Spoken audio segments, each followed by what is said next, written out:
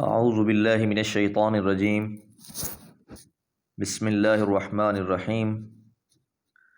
وابتلوا اليتامى حتى اذا بلغوا النکاح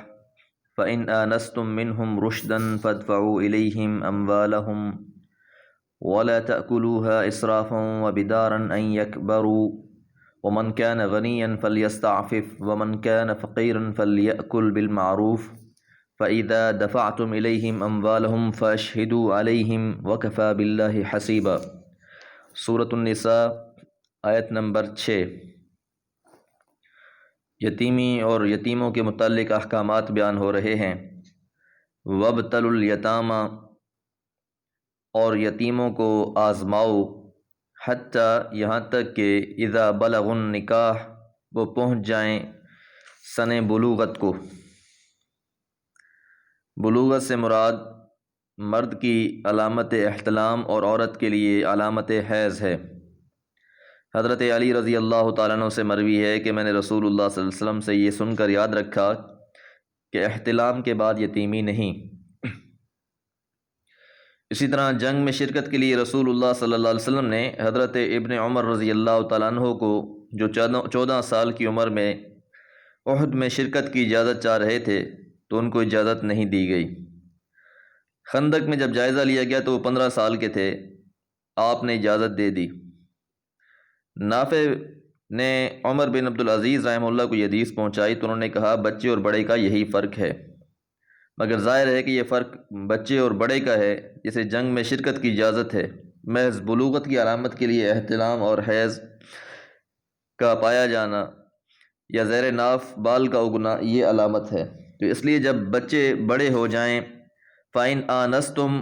بلوغت کے ساتھ جو دوسری شرط ہے وہ یہ ہے فَإِنْ آنَسْتُمْ، پس اگر تم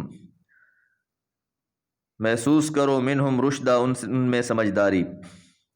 یعنی اگر تمہیں یہ لگے کہ اب وہ سمجھدار ہو گئے ہیں، فَادْفَعُوا إِلَيْهِمْ، تو تم حوالے کر دو، الیہم ان کے، اموالہم ان کا مال، یعنی یتیم کا امتحان اور اس کی تربیت کرتے رہو، جس کی ایک صورت یہ بھی ہے کہ پہلے تھوڑا مال یا سامان دے کر اس کو کسی کام پر لگا کر دیکھو کہ آیا وہ مال کو بڑھاتا ہے یا نہیں۔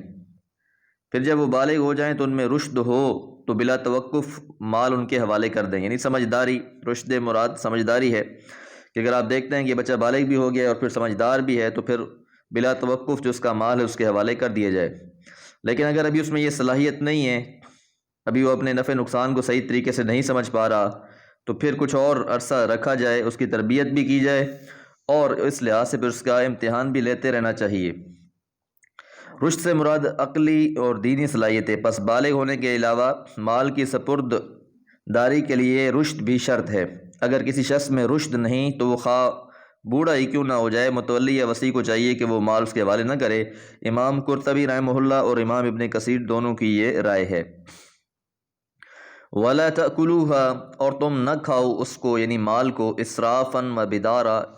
اسراف کرتے ہوئے، اسراف کہتے ہیں فضول خرچی کرنا، و بدارن، اور جلدی جلدی، ان یکبروا، کہ وہ بڑے ہو جائیں گے، کہ مال لے لیا ہے یتیم کا، اس کی کفالت اپنے ذمہ لے لی ہے اور پھر اس کے مال کو جلدی جلدی تصرف میں لانا شروع کر دیا گیا ہے تاکہ وہ مال ختم ہو جائے۔ تو پھر اللہ تعالیٰ تو نیتوں کو جانتا ہے کہ کس نے کس نیت سے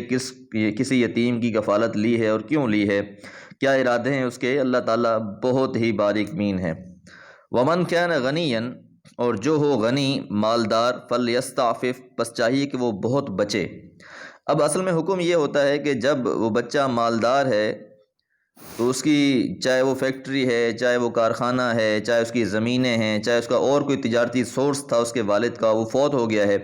تو اب جو اس کی کفالت لے گا تو اس کی یہ بھی ذمہ داری ہوگی کہ جس کا مال اور جس کا سلسلہ ہے وہ تاکہ اس کا کاروبار وغیرہ بھی چلتا رہے، وہ اس میں توقف نہ آئے۔ اب اگر صاحب مال انسان ہے تو کوشش کرے کہ اس کے مال میں سے کچھ بھی نہ لے،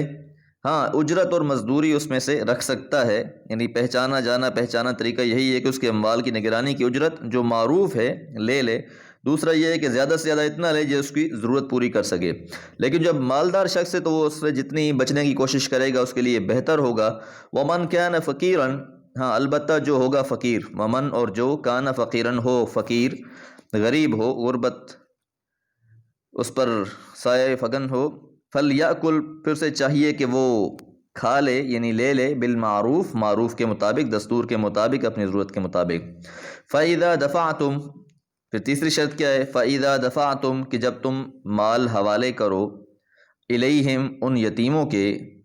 جب حوالے کرو، الیہم، ان یتیموں کے، اموالہم، ان کا مال، فاشہدوا علیہم، پس گواہ بنا لو اس پر، کہ گواہوں کی موجودگی میں سارے معاملات ان کے سپرد کرو، سارا مال جو کچھ بھی ہے ان بچوں کا، یتیموں کا، چاہے لڑکے ہیں چاہے لڑکیاں، وہ گواہوں کی موجودگی میں کرو۔ اور اس میں حکمت الہی یہ ہے کہ ٹھیک ہے، بہت سے نیک لوگ جو بیچارے بڑی نیکی کے ساتھ اور اخلاص کے ساتھ یہ کام کرتے ہیں، یتیموں کی کفالت اپنے سپرد لے لیتے ہیں، لیکن بہرحال کیونکہ آپ کو پتہ ہے کہ اگر گواہ نہ بنایا جائے تو غلط فہمیاں پیدا ہونے کے بہت زیادہ چانسز ہوتے ہیں، تو اس غلط فہمی کو دور کرنے کے لیے یہ گواہوں کا ہونا ضروری ہے۔ اور گواہوں کا ہونا ضروری اس لیے بھی ہے تاکہ نہ بچے کے ساتھ کوئی زیادتی ہو، اور نہ کل کو اس شخص کو جس نے اس کی وصیت لی ہے، جو اس کا وصی بنا ہے یا جس نے اس کی نگرانی کی ہے، متولی بنا ہے، تو کل کو کوئی سے مورد الزام ٹھہرائے۔ ان ساری باتوں سے بچنے کے لیے وَكَفَى بِاللَّهِ حَسِيبًا، اور کافی اللہ تعالیٰ حساب کتاب لینے کے لیے، کہ اصل حساب کتاب تو اللہ تعالیٰ نے ہی لینا ہے۔ اگر اس معاملے میں تم یا شہداء بھی اگر غلط گواہی دیں گے تو اللہ تعالیٰ کو تو خوب پتہ ہے، اس لیے اس بات کو اصل مد نظر رکھنا ہے کہ سارے معاملات کی اصل نگرانی، اگرچہ وہ یتیم ہیں، وہ بیچارے جو ہے وہ اپنے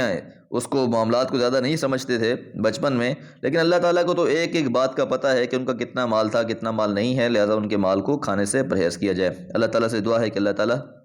ہمیں بھی حق ادا کرنے والا بنا دے۔ وما علیہ الا البلاغ۔